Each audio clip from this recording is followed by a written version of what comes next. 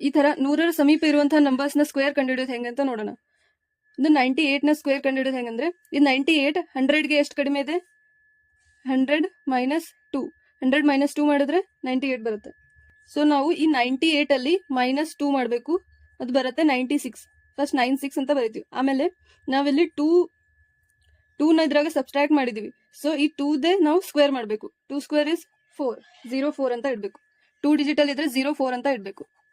Next 89 100ಗೆ ಎಷ್ಟು ಕಡಿಮೆ ಇದೆ 100 ಮೈನಸ್ 11 ಅಂದ್ರೆ ಈ 89 ಅಲ್ಲಿ ನಾವು 11 ಮೈನಸ್ ಮಾಡಬೇಕು. 11 ಮೈನಸ್ ಮಾಡಿದ್ರೆ ಎಷ್ಟಾಗುತ್ತೆ 78. ಫಸ್ಟ್ 2 ಡಿಜಿಟ್ ನಮ್ದು 78 ಬಂತು. ನೆಕ್ಸ್ಟ್ ನಾವು 11 ನ ಸ್ಕ್ವೇರ್ ಮಾಡಬೇಕು. 11 ಸ್ಕ್ವೇರ್ ಅಂದ್ರೆ ಎಷ್ಟು 121. ಇವಾಗ ಹೆಂಗ್ ಮಾಡೋದಂದ್ರೆ ಫಸ್ಟ್ ನಾವು ಲಾಸ್ಟ್ 2 ಡಿಜಿಟ್ ನ ಸಪರೇಟ್ ಮಾಡಬೇಕು. ಈ ತರ ಆಡ್ ಮಾಡ್ಬಿಡ್ಬೇಕು. ಇದೆಷ್ಟಾಗತ್ತೆ 7921.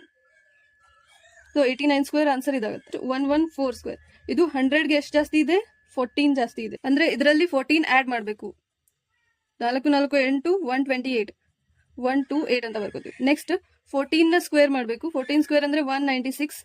ಸೊ 1 ಇಲ್ಲಿ ಬರೀತೀವಿ. 9 2 ಡಿಜಿಟ್ಸ್ ಅನ್ನ ಬಿಟ್ಟು ಈ ಕಡೆ ಬರ್ಕೋಬೇಕು. ನೆಕ್ಸ್ಟ್ 69912 12996 ಇದರ ಆನ್ಸರ್ ಆಗುತ್ತೆ.